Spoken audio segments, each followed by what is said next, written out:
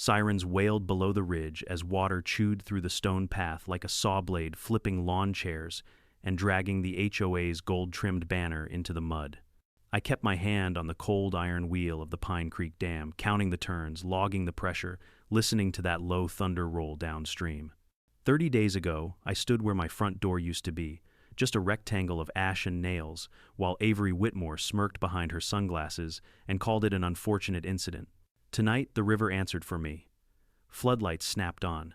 Someone screamed my name. The brand new pool cracked down the center with a noise like a rifle shot, and their perfect cul-de-sac became a brown river with mailboxes for buoys. I didn't run. I didn't shout. I did what the deed said I could do, and what my grandfather taught me, to never forget respect water, or it will make you. Before we dive in, tell me where you're watching from and your local time, then hit subscribe so you don't miss the twist. The night before it happened, Pine Creek Valley was quiet. The kind of quiet that makes you forget how cruel people can be. My dog Granger slept by the porch steps while I sat in my wooden rocking chair watching the moonlight ripple across the lake. I'd built this cabin with my own hands, rough cedar beams, stone chimney, tin roof that sang when it rained. It wasn't fancy, but it was mine. No HOA rules, no ridiculous lawn inspections, no clipboard-carrying tyrants telling me how high my fence could be. At least that's what I believed until the letters started coming. The first one was polite. A reminder from Silver Ridge Estates HOA, claiming I was within the visual boundary of their subdivision and therefore subject to aesthetic compliance fees. I laughed, tossed it straight into the fireplace. I didn't live in their community. My property line sat half a mile beyond their jurisdiction, documented, recorded, sealed in the county office since 1958. But laughter doesn't stop greed. 2 weeks later, another envelope, this one less friendly. Failure to remit payment within 14 days may result in corrective measures as outlined in HOA Policy Section 12. Corrective measures. The phrase stuck with me. It sounded less like a rule and more like a threat. I called the number listed at the bottom, asked for the HOA president. That was the first time I heard Avery Whitmore's voice, smooth rehearsed, the kind that could sell sunshine in a thunderstorm. Mr. Granger, she said, our records indicate, your cabin lies within the scenic oversight zone of Silver Ridge Estates. That means your property affects our visual harmony. My cabin isn't your problem, I said flatly. Well, harmony is everyone's problem, she replied with a smile I could hear through the phone. And everyone's responsibility. I hung up. For a while, things went quiet. Then came the drone, a little white bug that buzzed over my yard every morning at sunrise, filming everything. I reported it to the county sheriff. They shrugged, said it wasn't technically illegal unless it crossed below 400 feet. Ranger barked at it every day until one morning it stopped coming. I thought maybe they'd gotten bored. I was wrong. It was a Wednesday. The farmer's market had just closed. My truck still smelled of cedar mulch and peaches. As I turned onto the gravel drive, Ranger perked up in the passenger seat, ears stiff. He whined low and uneasy. When I rounded the bend, I saw smoke, thick, oily, black smoke clawing at the sky. I slammed the brakes so hard the crate of eggs burst behind me. For a moment, my mind refused to understand what my eyes saw. The cabin, my cabin, was gone. All that remained was the chimney half collapsed and a wall of orange coals hissing under the weight of their own heat. Ranger, stay, I shouted, jumping out of the truck. My boots hit the gravel, crunching against scattered glass. The air was heavy, sharp, with the stench of burned insulation and diesel fuel. This wasn't a lightning strike. It hadn't rained in weeks. I ran closer, heat licking my face, coughing through the smoke until I saw it, the twisted remains of a metal sign half buried near the porch steps. The letters were charred but readable, notice of noncompliance. Silver Ridge Estates HO. My chest went hollow. They hadn't just burned my home. They'd branded it. I stood there until the fire trucks arrived, 20 minutes too late. The county fire chief, a man named Holt I'd known since high school, walked the perimeter, squatted near a melted propane tank, and shook his head. This wasn't natural, he muttered. Looks like accelerant use. Probably deliberate. You think it was them, I asked? My voice cracked. He didn't answer, just met my eyes for a long second, the kind that said more than words ever could. You'll get the official report soon, he said finally. But off the record, yeah, this was arson. They left before midnight. I stayed. I don't remember sitting down, but somehow I found myself on the cold dirt where my living room once stood. The wind carried bits of ash that clung to my jeans like snow. Ranger lay beside me, head on my knee, whimpering softly. That night, I didn't sleep.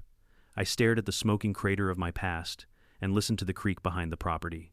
It gurgled softly, mocking in its peace. The same creek that fed the HOA's ornamental pond half a mile downstream.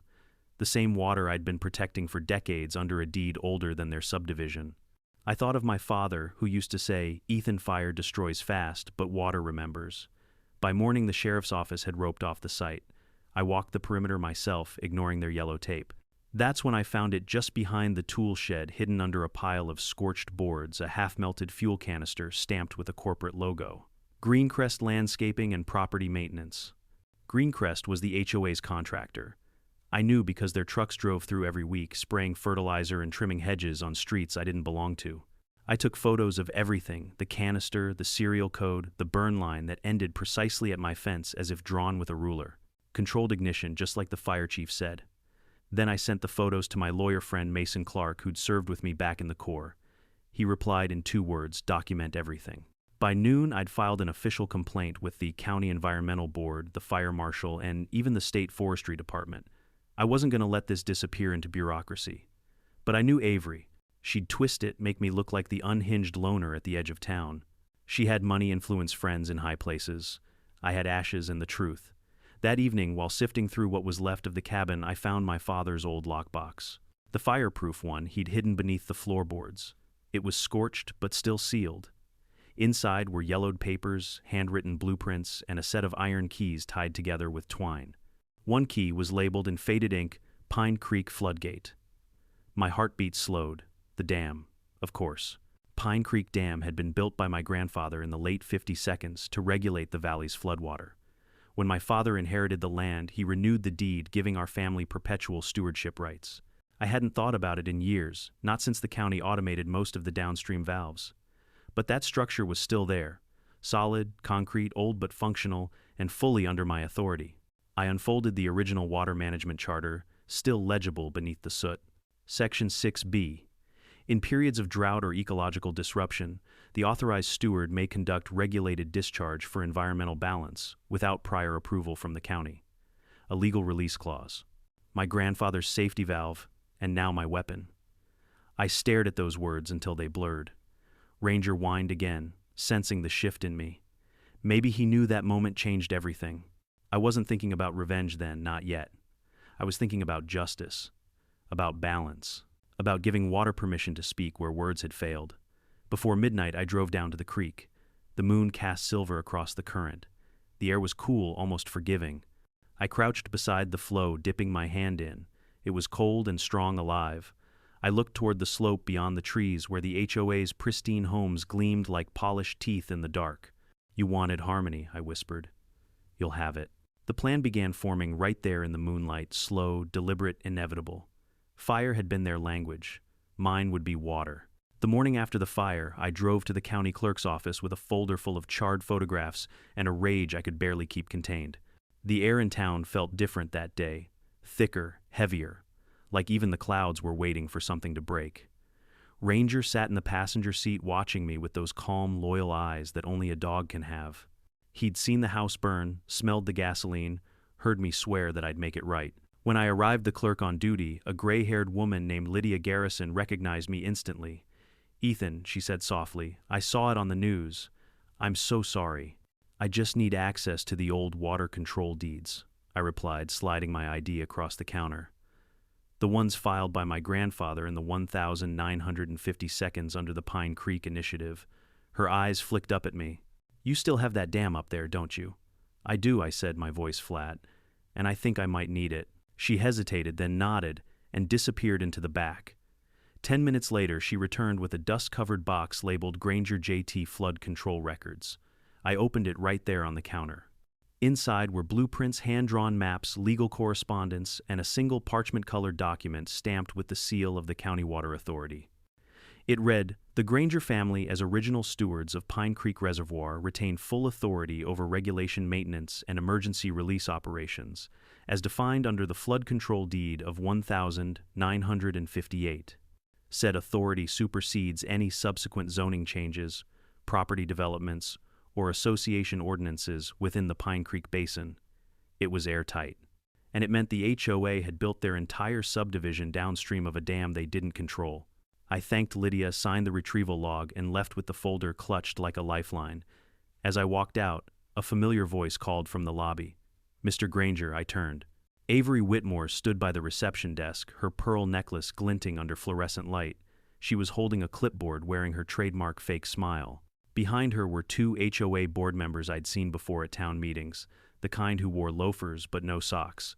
What a coincidence, she said sweetly. I was just filing for a zoning update for our new recreation complex. How are you holding up after, well, your unfortunate accident? I said nothing, just stared. She glanced at the folder in my hand, reading the faded label. Granger Flood Control Records, she murmured. Oh, that old thing. You know the county's been meaning to decommission that dam for years. It's such an eyesore. I stepped closer, close enough to smell her perfume, some synthetic lavender that clung to everything it touched. You're standing on borrowed ground, Avery, I said quietly.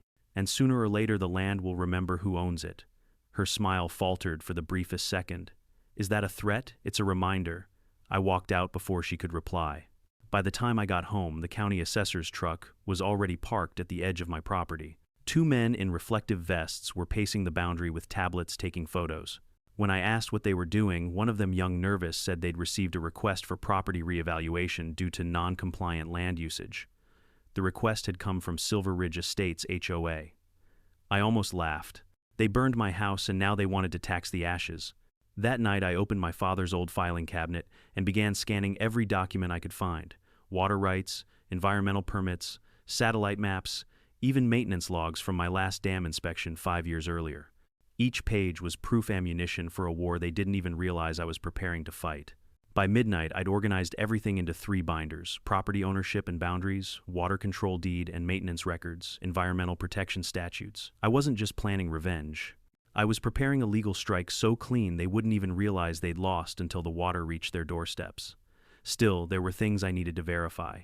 I drove out the next morning to the dam itself.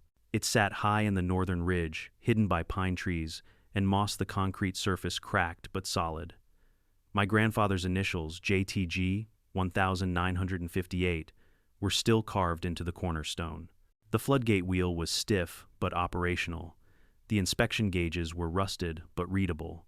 The reservoir behind it shimmered under the late summer sun, calm, deceptively shallow, but capable of holding enough water to drown a subdivision if handled incorrectly. I ran my hand along the control housing and whispered, "You and me, old friend. They think they own the valley, but they've never seen what lives above it." That afternoon I drove into town to meet Mason Clark, my lawyer friend. He looked older than I remembered, gray streaks in his beard lines around his eyes, but still sharp. We met at a diner on Main Street. He flipped through my binders while sipping black coffee. "You're telling me the HOA burned down your property, and you have evidence linking their contractor to the fire. 2 fuel canisters and a signed invoice," I said. "Plus witness statements from the fire chief and the environmental lab results." He nodded slowly. "That's enough to open an investigation, but Ethan, these people play dirty. They'll bury you in paperwork before you can blink." "Then I'll bury them in water," I said. He froze mid-sip, looking at me over the rim of his cup. "You're not serious. Dead serious. Legally." He sighed, rubbing his temple. "If you're thinking of using the dam, you need to do it by the book. File a drought mitigation notice. Get it time-stamped and recorded. That way no one can claim negligence." "I already found the clause," I said, tapping the deed. Section 6B, controlled release for ecological balance. Mason stared at me, half impressed, half terrified. "Ethan, you realize if you open that dam, the HOA's new development will flood first. They built right on the floodplain." I smiled faintly. "Then nature will handle the zoning dispute." He didn't laugh. "Just don't do anything reckless. Paper trails matter more than rivers these days. Then I'll make sure mine's watertight." After we parted ways, I stopped by the county water department to confirm the last inspection report. The young hydrologist on duty, a guy named Daniel Romero, pulled up the file on his monitor and frowned. "Huh," he said. "Looks like the Pine Creek Dam's still listed as active under your family's name. That's rare. Never been decommissioned. Nope, fully operational on record. In fact, your water rights extend all the way to the Silver Ridge Basin." He paused. "You aware they built half their subdivision inside that basin I am now?" I said. He chuckled awkwardly. "Man, that's a lawsuit waiting to happen." "Or a lesson," I muttered. When I got back to the property that evening, a letter was waiting in my mailbox. Heavy paper embossed logo, Silver Ridge, Estates OA. Inside it read, Mr. Granger, following repeated non-compliance and unpaid fees, the Silver Ridge Estates Board has voted unanimously to pursue corrective action to ensure community safety and aesthetic integrity. Below that was a single handwritten line: "You should have just paid the fees." No signature, but I knew who wrote it. I stood there for a long moment, the setting sun bleeding orange over the valley. Behind me, Ranger growled softly at nothing in particular. I folded the letter, slipped it into my back pocket, and looked toward the northern ridge. The dam sat up there, silent, patient, eternal. Fire had taken everything from me. Now it was time to let water remember. 3 days after the fire, I stood knee-deep in the remains of my home, turning over blackened boards and melted glass with a rusted shovel. The official report had come in that morning: suspected arson pending investigation. The phrase meant nothing. It was bureaucratic language for "we'll file it and forget it," but I wasn't the type to forget.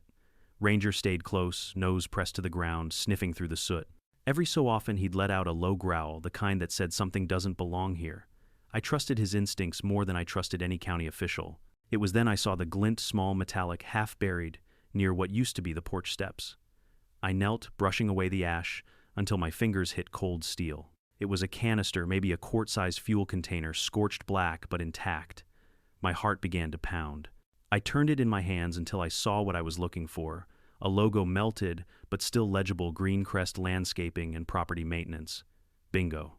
I found 2 more canisters before sunset. One lodged near the garden fence, another at the edge of the driveway. Each bore the same company stamp. The HOA's landscaping contractor, the same trucks I'd seen spraying the neighborhood every week. Coincidence? Not a chance. I took photos from every angle, including close-ups of the labels, the soil pattern, the burn lines. The fire hadn't spread randomly. It had started in 3 clean rectangles, each aligned perfectly with my property's border fence. Controlled ignition. A professional job. Someone who knew how to make it look like a brush fire. By evening, I had enough evidence to fill a digital folder. I sent everything to Mason Clark, my lawyer friend, and to Jody Morales, an environmental investigator I'd met years ago when the county inspected the dam's runoff. She'd once told me, "Ethan, if someone messes with your land, don't yell, measure it. The earth always keeps score." She replied within the hour, "Send me a soil sample. If that's Greencrest's chemical mix, I'll know it." The next morning, I drove to the burned field with glass jars, gloves, and a metal scoop. The air was still thick with that bitter chemical tang. Ranger stayed back. Even he didn't like the smell. I dug into the black soil at the ignition points, sealed 3 jars, and labeled them with GPS coordinates. While I worked, a white SUV slowed at the end of the drive. The window rolled down. Avery Whitmore. She wore a pastel blazer and oversized sunglasses, pretending she hadn't just destroyed my life. "Good morning, Mr. Granger," she called out, her tone, honey sweet but hollow. "Such a tragedy about your house. The community's thoughts are with you." I straightened, shovel in hand. "Funny," I said, "I didn't think your community cared about anything beyond mailbox colors and fence paint." Her smile didn't waver. "I know this must be a difficult time, but it's important we all maintain composure. People are frightened. Fires spread quickly, and rumor spreads faster." "Rumor?" I asked. "You mean like the one where you claim my property visually disrupts your aesthetic harmony? That's not a rumor, Ethan. It's policy." I took a step closer, shovel still in hand. "You torched my home, Avery. You think, I don't know," she tilted her head, that same false pity in her eyes. "I don't know what you're implying, but if you have any concerns, I suggest you take it up with our legal counsel." "I already have," I said quietly. "And I suggest you buy rain boots." For the first time, she hesitated. Just a flicker of uncertainty behind her sunglasses. Then she drove off, tires crunching over the gravel. That night I got a call from Jody. Her voice was sharp, analytical. "Ethan, I ran the tests. That soil's got traces of magnesium, nitrate, and diesel gel, accelerant, the exact same chemical mix Greencrest uses for controlled vegetation burns.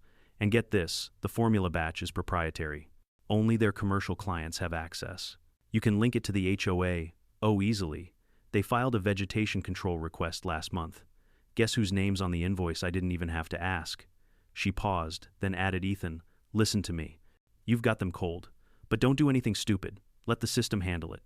"Sure," I said, staring out the window toward the dark outline of the ridge. "I'll let the system handle it." But we both knew I didn't mean it. 2 days later, I attended the HOA board meeting. I wasn't invited, of course, but I knew where they met: the newly built Silver Ridge Clubhouse, a plastic imitation of a country lodge with fake stone walls and a fountain that wasted more water than a farm field. I walked in mid-session wearing my ash-stained work shirt and boots. 5 heads turned. Avery's smile froze mid-sentence. "Mr. Granger," she began. "This is a private." "Not anymore," I said, dropping a manila envelope onto the table. It slid across the polished wood and stopped in front of her. "That's the fire report. Chemical analysis, witness statements, and photos of your contractor's fuel canisters. You might want to forward it to your insurance company, assuming they still return your calls after this." The room went silent. One of the board members, a red-faced man in a golf shirt, scoffed. "You can't just barge in here and start making accusations. The HOA doesn't commit arson." I leaned forward. "Then maybe explain why Greencrest was on my property 3 days before the fire, or why their canisters were buried 10 feet from the ignition point." Avery's lips twitched, but her voice stayed calm.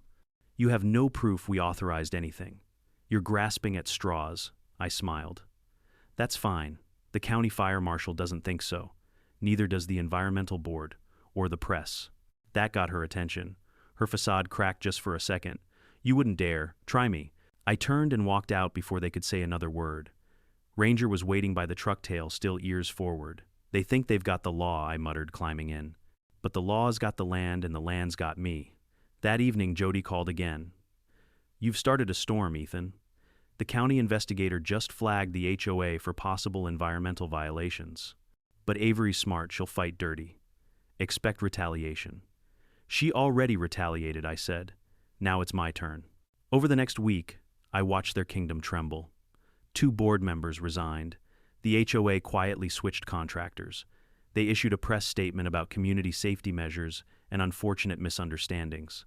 But I wasn't satisfied with apologies written by lawyers.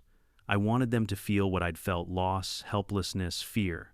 Late one night, I hiked up to the dam again. The moon was bright silver light spilling across the reservoir. The metal floodgate gleamed under a layer of dew. I placed my hand on the cold wheel and felt the vibration of the water below a live coiled patient. The deed said I had the right to conduct regulated discharge in response to ecological disruption. And what was arson if not disruption? I pulled out my notebook and began drafting a notice to the county subject schedule drought release Pine Creek Reservoir. Authorized steward Ethan J. Granger, purpose downstream ecological balance and sediment renewal following post-fire soil degradation. Estimated duration 4 hours. Date to be determined. I didn't send it that night, but I signed it. Back at the cabin ruins, I found my grandfather's old dam logbook among the debris. The final entry, dated 1971, read, "If they ever forget who holds the flow, remind them gently at first." I closed the book and whispered into the darkness, "Gently it is." As dawn broke, the first light glinted off the blackened soil where my home had stood. I realized then the fire hadn't ended anything. It had just rewritten the rules. They burned what was mine to prove their power. But soon they'd learn that real power doesn't come from rules or fines or committees. It comes from the river. And I still held the keys. When I was 8 years old, my grandfather took me to the top of the Pine Creek Dam for the first time. It was late spring, then the water below shimmered like glass, and he let me hold the heavy iron key that turned the main floodgate. "You see that wheel, Ethan," he said, his voice rough but steady. "That's not just metal. That's trust. This dam isn't about power, it's about balance. But if someone ever forgets that, you remind them who the river listens to." I hadn't thought about that moment in decades. Not until now. A week after the HOA meeting, I drove back up to that same ridge, the one that overlooked all of Silver Ridge Estates. From there, the whole neighborhood looked so tiny. Rows of perfect beige houses, manicured lawns, and that new glistening pool they were so proud of. They looked like toys sitting inside a bowl ringed by the valley walls my family had once carved open with sweat and shovels. And at the lip of that bowl sat the dam, our dam still holding back enough water to remind them what real control meant.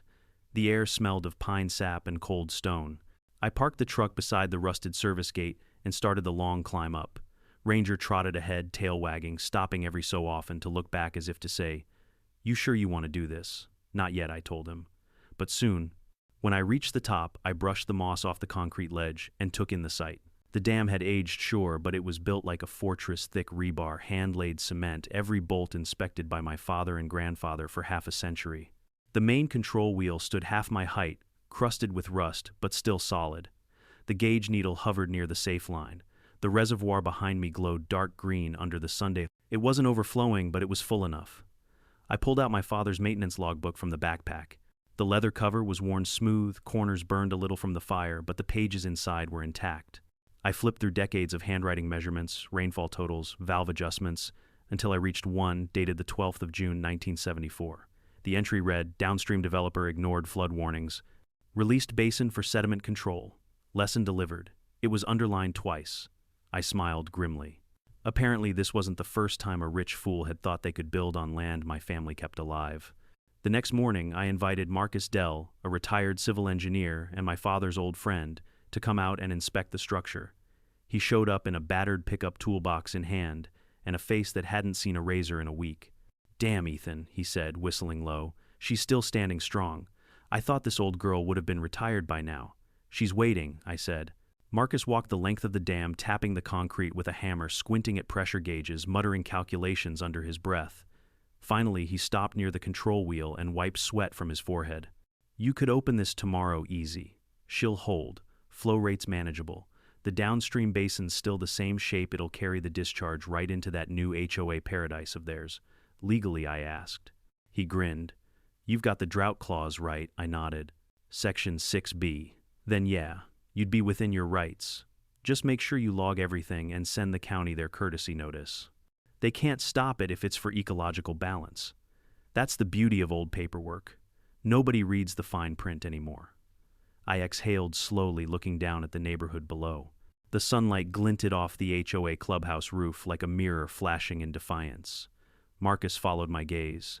"You sure about this? They burned my home, Marcus." He nodded once. Then, let the water talk. That evening, I sat at my temporary desk, just a folding table in the rebuilt shed, and filled out the controlled water release notice by hand. I wrote slow, deliberate, careful. My handwriting had always been blocky, military precise. Every letter needed to count. To County Water Resources Office from Ethan J.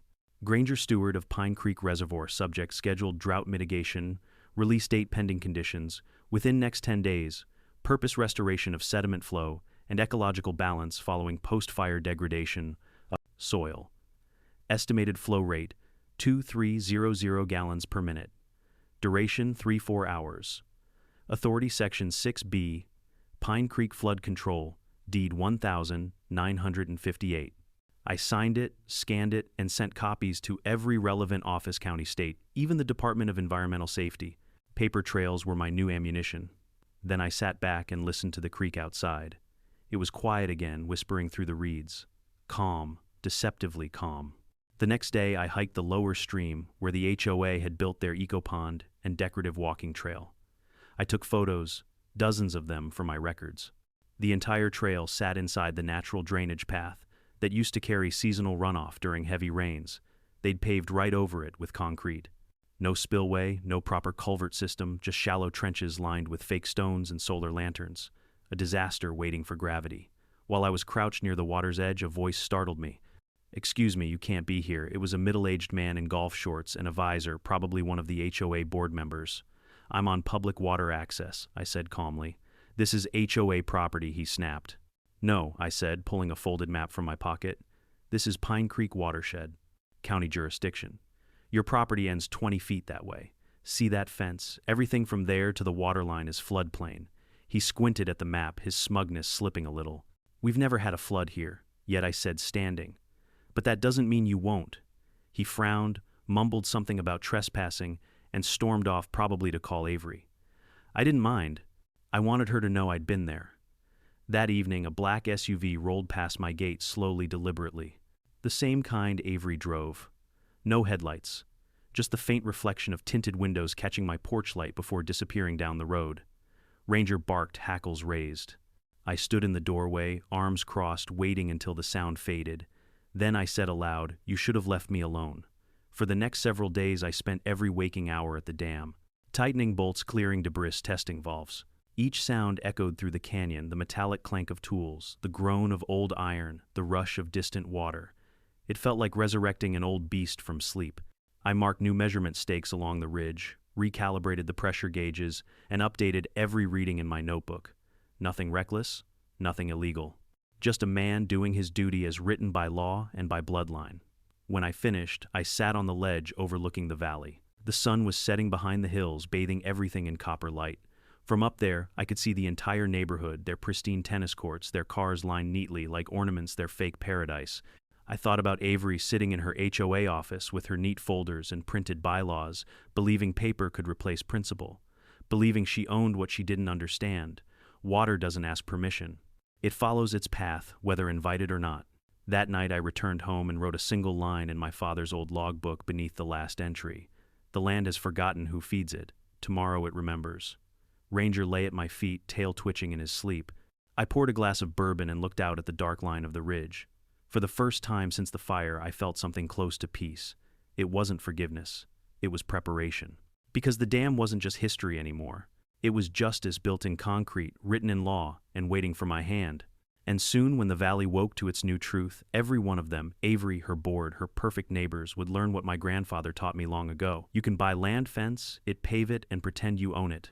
But you can't own the river. 2 weeks after the inspection, the HOA announced their grand event, Silver Ridge Summer Pool and Garden Opening. Flyers were plastered all over town, glossy paper, gold lettering, pictures of champagne glasses, children in matching swimsuits, a banner that read, "Where Community Shines." I almost laughed when I saw it. The party was set for Saturday right on the newly paved lot where my house once stood. The same soil still smelled faintly of smoke if you dug deep enough. I read the flyer 3 times, folded it neatly, and slipped it into my notebook next to the dam ledger. Fitting, I muttered. They'll celebrate on ashes. Friday night came heavy, and still that kind of oppressive heat that makes the air hum. Granger couldn't sit still. He paced the porch, wine sniffed the breeze. He could sense it. Something was shifting in the valley. I stood under the porch light, holding the old iron key in my palm, the one my grandfather had used to lock the floodgate. Its edges were worn smooth from generations of hands. It felt alive. I had filed the official drought mitigation notice 3 days earlier. The county acknowledged receipt, stamped and approved, recorded legal untouchable. Everything was logged. Every photo, every gauge, every flow estimate. I wasn't a man planning a crime. I was a steward performing a duty. Still, as I stared at the dark outline of the ridge, I couldn't pretend this was only about ecology. Avery Whitmore had turned a community into a weapon. Now I was going to teach them that nature doesn't take sides, but it always takes balance. The morning of the event, the sun rose red. That's how I knew it would be a dry, brutal day. Heat waves shimmered across the valley floor as I hiked up the trail to the dam. Birds scattered when they heard the crunch of gravel under my boots. The air tasted metallic thick, with the scent of stagnant summer water waiting to move. When I reached the top, I set down my pack, took a long drink from the canteen, and began my checklist. Pressure stable, valves greased, flow path clear, downstream channel unobstructed. I had logged it all the day before, but today was different.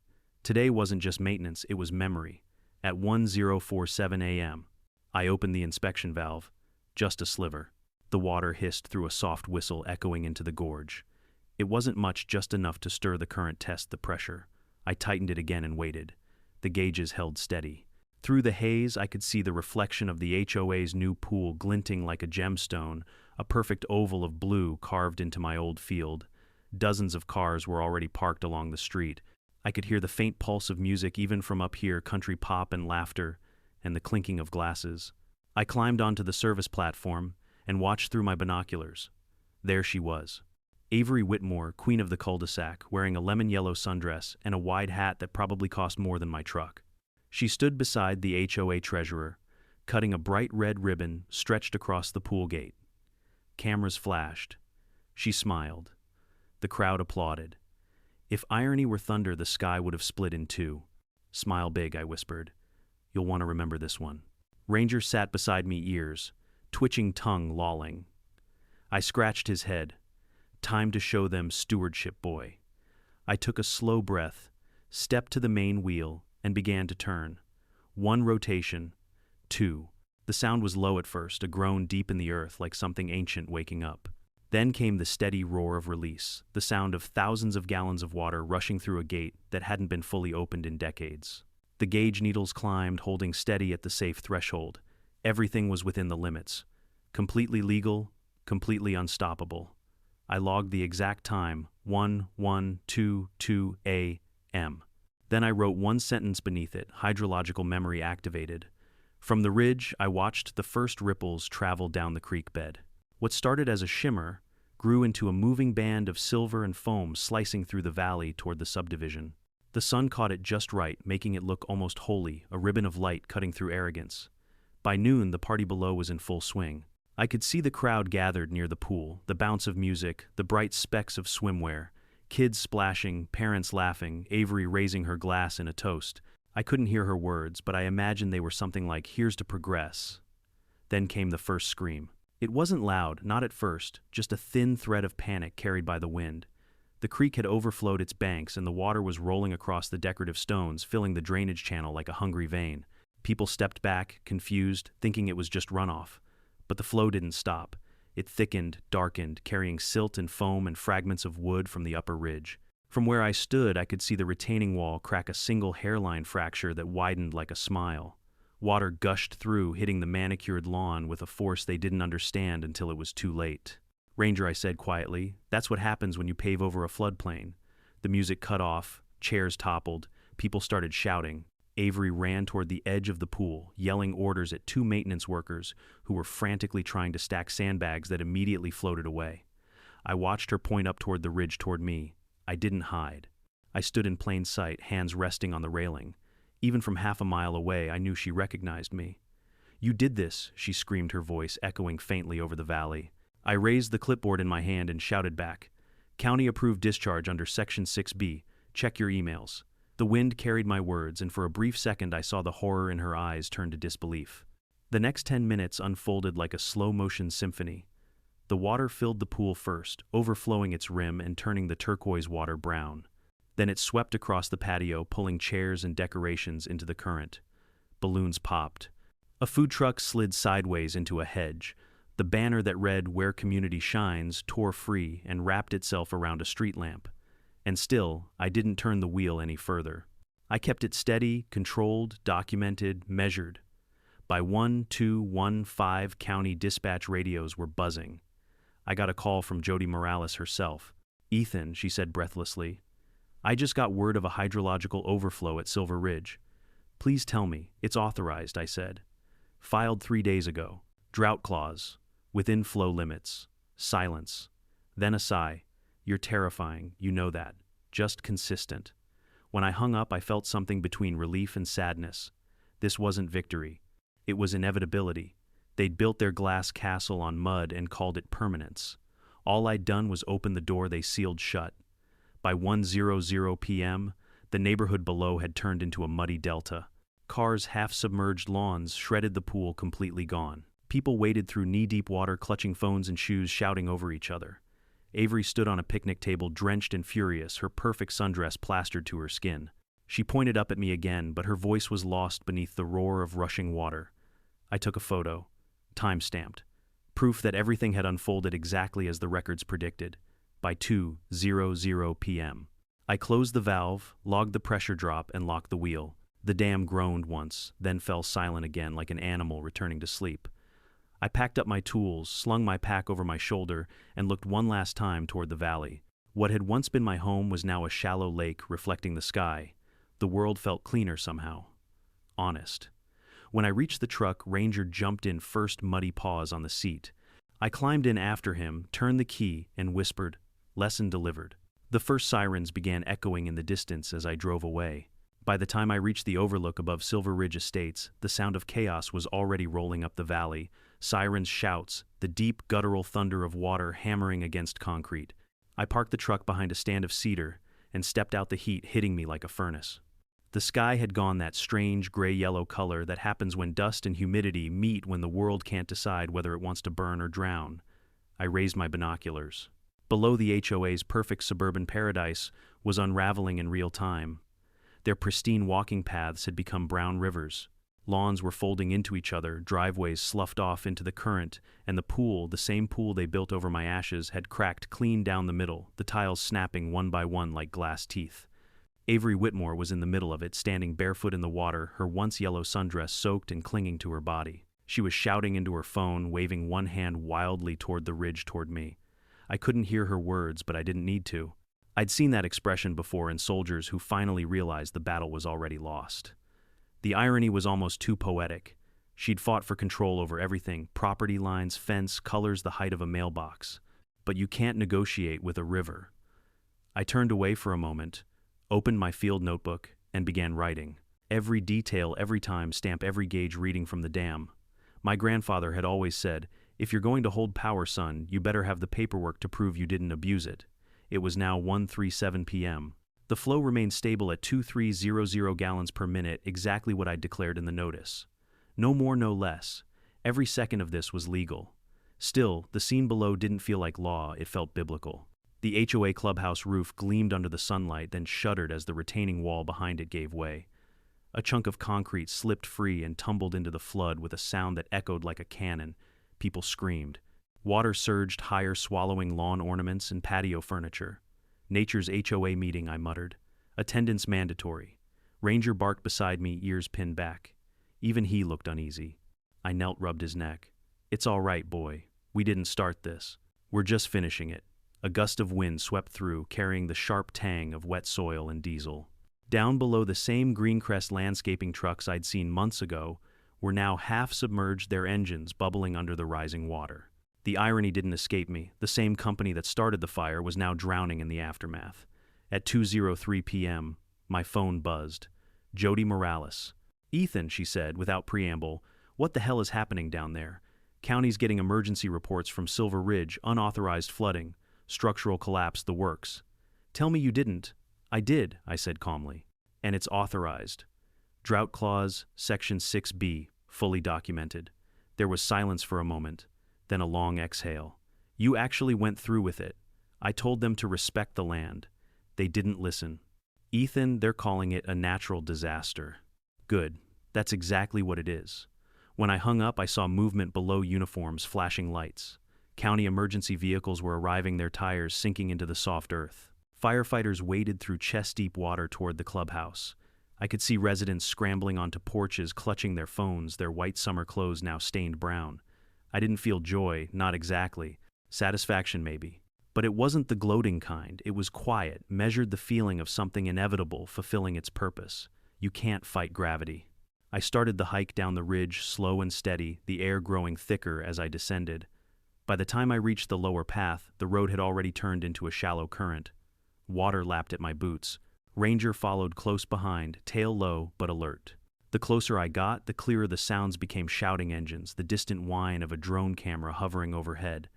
I could already imagine the headlines: HOA subdivision flooded after dispute with local landowner. They'd make me the villain. I didn't care. When I emerged from the tree line, the scene was chaos incarnate. The HOA's decorative pond had overflowed, merging with the creek into one wide brown sheet. A pair of residents were pushing their SUV uphill, tires spinning uselessly. A woman screamed at a firefighter for not saving her garden furniture. The absurdity of it all nearly made me laugh. Then I saw Avery. She was standing on what used to be the pool patio, ankle deep in swirling water, mascara streaked down her face. When she spotted me, she pointed, shrieking, "That's him, that's the one. He opened the dam, he's insane." I kept walking, unhurried, every step deliberate. "Ethan Granger," she screamed, "you'll pay for this. You've ruined everything." I stopped about 10 feet from her, the water around my boots rippling with each heartbeat of the flood. "Everything," I repeated quietly. "You burned my home to the ground. You called it a community improvement. This is just maintenance." Her mouth opened, but no words came out. The treasurer beside her tried to speak, but the crack of collapsing wood drowned him out. A section of decking gave way behind them, water surging up through the hole like a geyser. They both stumbled backward. I didn't move to help. "You can't win," Avery gasped, regaining her footing. "You think this makes you noble? You'll be sued."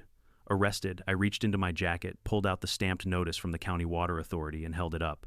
"You'll find that this entire discharge was legally authorized, Mrs. Whitmore. You built your pool on a floodplain. You signed off on that yourself." Her face twisted. "You're a monster." "No," I said evenly. "I'm a steward." Behind us, a firefighter shouted something about evacuations. Someone pulled Avery toward the clubhouse steps, but she kept staring at me as if her hatred alone could stop the river. It couldn't. By 2, 4, 5 p.m., the water had reached its peak. The clubhouse lawn was completely underwater, the first row of houses half submerged. A news drone circled overhead, its red light blinking. I waved once for the camera. Let them record it all. At 3:00 sharp, I received an automated text from the county's hydrology monitor. confirming flow stability and automatic closure sequence authorization. The dam's remote sensor had begun shutting the floodgate. Everything was timed, precise, accountable. I turned to leave. Avery's voice followed me, ragged and broken. "You think you're righteous, but you're just bitter. You destroyed lives." I didn't look back. I didn't destroy anything. I reminded it where it belonged. As Ranger and I climbed the trail back toward the ridge, the sirens faded beneath the rumble of receding water. The valley gleamed below us, a patchwork of reflection and ruin. The HOA's grand event had become a baptism they never wanted. By dusk, FEMA trucks were already rolling in. Helicopters thundered overhead. The local news van parked at the intersection near my gate. I didn't answer their calls. Instead, I stood on the porch of my half-rebuilt cabin, watching the last light of day slide over the waterlogged neighborhood below. The fire had taken my home. The flood had taken their illusion of control. And for the first time in months, Pine Creek Valley was quiet again. Not peaceful, just honest. I poured a small glass of bourbon, sat beside Ranger, and wrote the day's final log entry, "Release complete." Pressure normalized. Downstream purification in progress. Then I added a second line, smaller, more personal, balance restored. The wind shifted, carrying the faint scent of wet earth and cedar. Somewhere in the distance, a frog croaked, the first sign of life returning. I leaned back, listening to the rhythm of water dripping off the eaves. For all their meetings, rules, and regulations, the HOA had never understood the one law that mattered most. Nature doesn't negotiate. By dawn the next morning, the entire valley was crawling with investigators, reporters, and insurance adjusters. Helicopters buzzed overhead, their shadows sliding over the drowned lawns of Silver Ridge Estates like circling vultures. The water had begun to recede, but it left behind a brown stain that no amount of HOA landscaping would ever wash away. From my porch, I could see it all: the ruined tennis courts, the sagging fences, the pool that now looked like a crater filled with mud. For the first time in years, the neighborhood was silent. No lawnmowers, no sprinklers, no drone buzzing at sunrise, just the distant crackle of radios and the squelch of boots in wet ground. I brewed coffee on my camping stove, poured 2 cups, and set one on the porch for Ranger. He didn't drink coffee, of course, but he liked sitting there watching the world with me as if he'd earned the same right.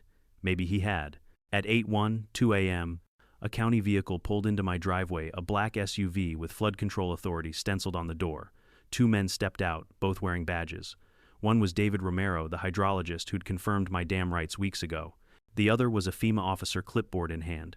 Mr. Granger, Romero called, adjusting his hat against the Sunday mind. "If we come up." "Come on," I said.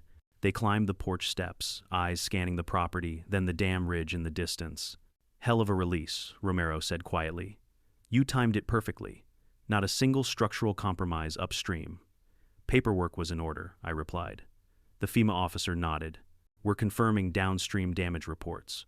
3 condemned homes, several with foundation issues, 1 community center flooded to the roof.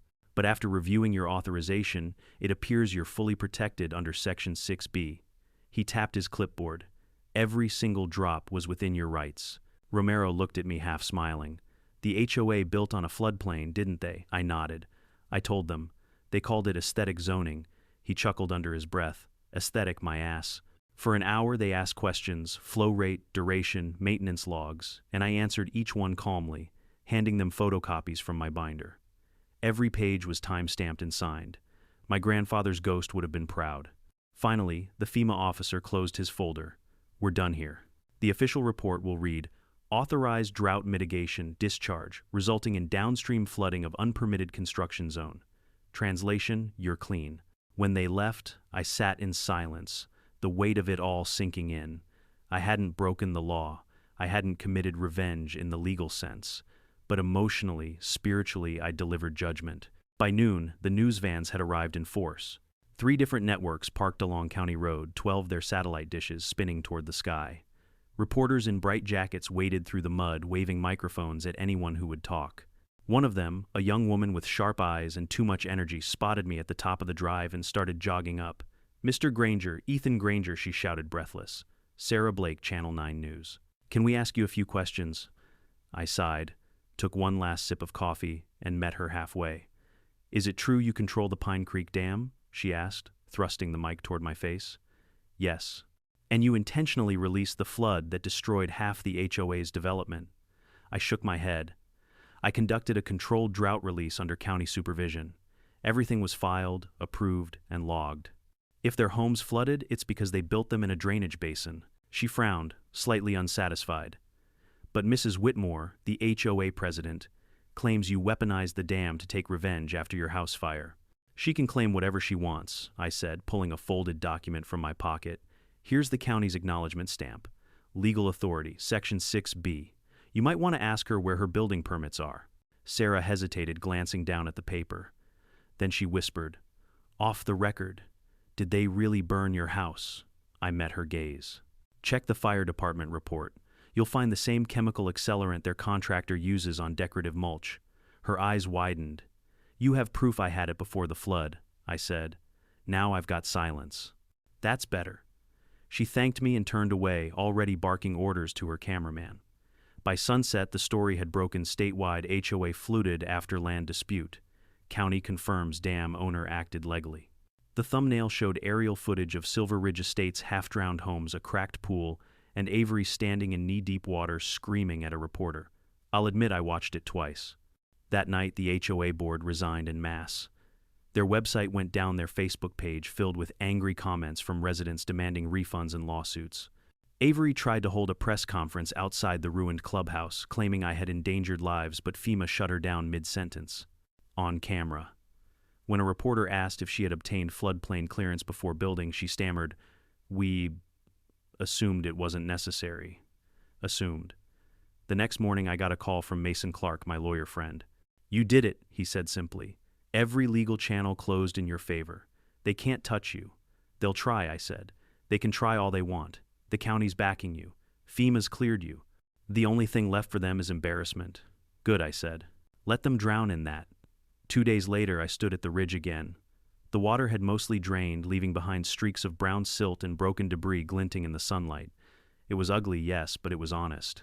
Nature had erased the lie of perfection they'd built. Down below, I saw Avery's Lexus being towed out of what used to be her driveway. She was there too, standing beside it, hair-matted clothes streaked with mud. When she looked up and spotted me, she froze. For a heartbeat, I almost pitied her. Then I remembered the smell of gasoline and the ashes of my cabin. She shouted something, but the wind swallowed it. Maybe it was monster. Maybe murderer. Maybe both. I turned away. That evening, the county commissioner called. "Mr. Granger," he said, "we'd like to offer you a position on the Watershed Advisory Council. The board believes your experience maintaining the Pine Creek system could help prevent incidents like this in the future." I almost laughed. "You mean prevent people from building on land they don't understand?" He chuckled nervously. "Something like that. I'll think about it," I said, though we both knew I wouldn't. When I hung up, I looked out at the valley one more time. The sky had cleared completely, bright blue, clean, endless. The sound of water trickling through the newly carved channels was steady calm. Ranger lay at my feet, snoring softly. For the first time since the fire, I felt stillness, not the uneasy kind, but the earned kind. The kind that comes when the world finally sets itself right. Later that night, I sat at my desk with the dam ledger open to a blank page. I dipped my pen in ink and wrote slowly, carefully, the same way my grandfather had August 17th. Flow restored, valley renewed. Lesson remembered. Then I added another line one he might have appreciated. Never argue with a man who holds the river. Outside, crickets sang. The stars blinked through the clear air. Somewhere far off, the faint hum of machinery told me cleanup crews were already working to rebuild. They'd pour new concrete, plant new grass, maybe even put up new fences. But they'd never erase what happened here, not really. The valley would remember. As I closed the ledger, Ranger lifted his head, tail thumping once against the floor. I smiled. "It's over, boy," I said quietly. "We did it." He sighed, curled up again, and went back to sleep. For a long moment, I just sat there listening to the slow drip of water off the roof and the soft, rhythmic heartbeat of Pine Creek below. Justice, it turned out, didn't roar. It flowed. The flood was over, but its echo lingered. For weeks, Silver Ridge Estates looked like a painting, half-washed away, streaks of brown cutting through green, the sharp smell of rot and mud clinging to every inch of the place. The HOA signs had all been torn down, the white fences warped and broken, the once perfect lawns turned to patches of cracked earth. Nature had signed its name across their perfection, and it wasn't using cursive. Each morning I drove up to the dam with Ranger and checked the gauges. Everything was stable. The water had found its rhythm again, steady and patient. The sound of the stream below was almost like breathing deep, natural, alive. Every time I heard it, I thought of my grandfather. He used to say, "A flood doesn't destroy what's real. It just removes the lies sitting on top of it." I finally understood what he meant. 2 weeks after the flood, a letter came. No return address, just my name written in block letters across the envelope. Inside was a single sheet of paper, water-stained and wrinkled. The handwriting was messy, rushed. "You were right. They never told us this land was a floodplain. They lied. Thank you for protecting what's left." There was no signature. Maybe it was one of the homeowners. Maybe it was one of the contractors. It didn't matter. It was enough. I tucked it into the back of the ledger beside my grandfather's final entry and wrote a new line under his, "Legacy means standing your ground even when they call you the villain." That night, I sat by the porch with a cup of bourbon, the air cool and heavy with the smell of wet cedar. Ranger lay across my boots, head on his paws, eyes half closed. Across the valley, the lights of the ruined neighborhood flickered weakly like a dying constellation. A part of me wondered if I'd gone too far. If maybe there had been another way, a compromise, a settlement, a quieter form of revenge. But then I remembered standing in the ashes of my house, holding a photo of my son, and watching the HOA trucks drive away without remorse. Some debts aren't settled with words. Some need the kind of justice that nature itself understands. The next morning, I drove into town. The gas station cashier, a kid named Milo who always wore headphones, looked up and said, "Hey, you're that damn guy, right? Saw you on the news." I nodded. "That's me." He grinned. "Dude, that was insane. You really flooded the Karens, technically the watershed," I said. "I just opened the door." He laughed, shaking his head. "Well, people are talking. Half the town thinks you're a hero. The other half thinks you're the devil." "That sounds about right." Outside, I noticed a bulletin board plastered with flyers. Community meeting, free soil testing, flood recovery volunteers needed. At the bottom corner, someone had tacked up an old photo, the Silver Ridge HOA board, posing in front of their clubhouse last year. Avery stood front and center, beaming clipboard in hand. Someone had drawn a red circle around her face and written one word in marker, "Karma." I didn't smile. I didn't need to. As I was leaving, my phone buzzed. A call from Jody. "You'll like this," she said. "The county just released the environmental impact report. Turns out your flood flushed out years of fertilizer runoff from the HOA lawns. Their ponds were choking on nitrates. After your release, oxygen levels in the lower basin went back to normal. So the flood actually helped the ecosystem." "Yep," she said. "You accidentally saved a fish population." I let out a long breath and leaned against the truck. "Guess Mother Nature and I are on speaking terms again." She chuckled. "Don't push your luck, Ethan." When I got back home, the mailbox was full official letters mostly. Insurance settlements, county notices. A thick envelope from FEMA confirming that I bore no legal responsibility for the damages. I flipped through each page, then tossed them into a folder labeled "Closure." That evening, I walked the property line, tracing the fence posts that had survived the fire and the storm. The soil was darker, now richer. Green shoots were already pushing through the ash clover, wild rye, even a few stubborn sunflowers that must have survived underground. Life, as always, refused to take orders. Halfway through my walk, I saw something unexpected, a group of neighborhood kids playing near the stream. They were skipping stones, laughing, splashing in the shallow water. For a moment, I almost shouted at them to stay back, old habits. But then I stopped. They weren't trespassing. They were exploring. One of them waved. "Hey, mister, is this your river?" I smiled. "No, kid.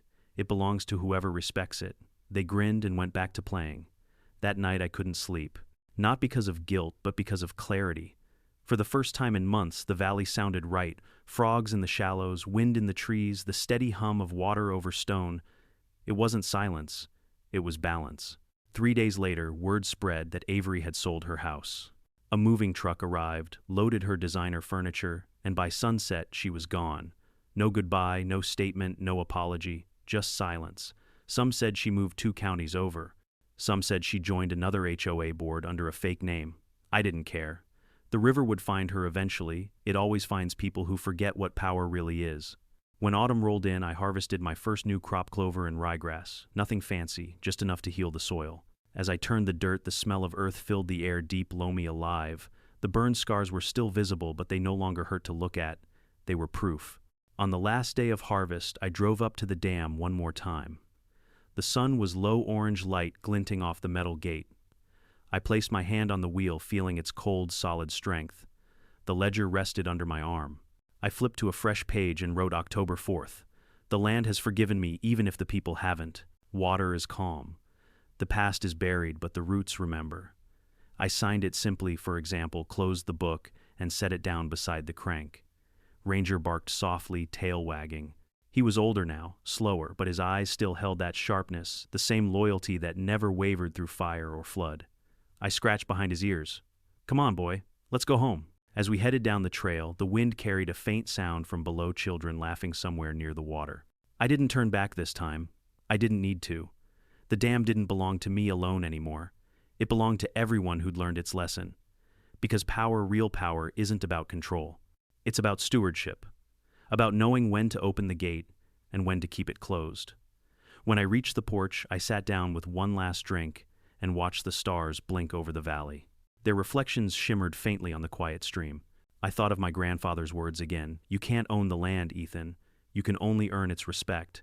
I raised my glass to the darkness. "Here's to respect," I said softly, "and to remembering who really runs this valley." Ranger sighed, curling up at my feet. The crickets sang. The dam slept. The story had come full circle, from fire to flood, from ruin to renewal. The HOA was gone, the fields were green again, and the land had the last word. And me, I didn't feel like a hero. Just a man who finally understood what his family had been protecting all along. Because sometimes revenge isn't destruction, it's restoration. In life, some people mistake ownership for power. They think a deed, a rule book, or a clipboard makes them kings of the land.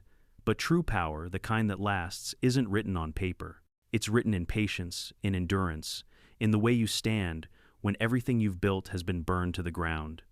When the HOA took everything from Ethan, they thought they'd broken him.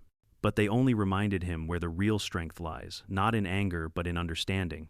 The flood wasn't vengeance, it was balance. A lesson that arrogance always pays its debt, and that nature sooner or later settles every score. If this story made you feel something, justice, anger, or even peace, drop a comment below. Tell me where you're watching from and what you've learned from your own storms. And if you haven't yet, hit subscribe, because the next story might just remind you that even the calmest water can roar.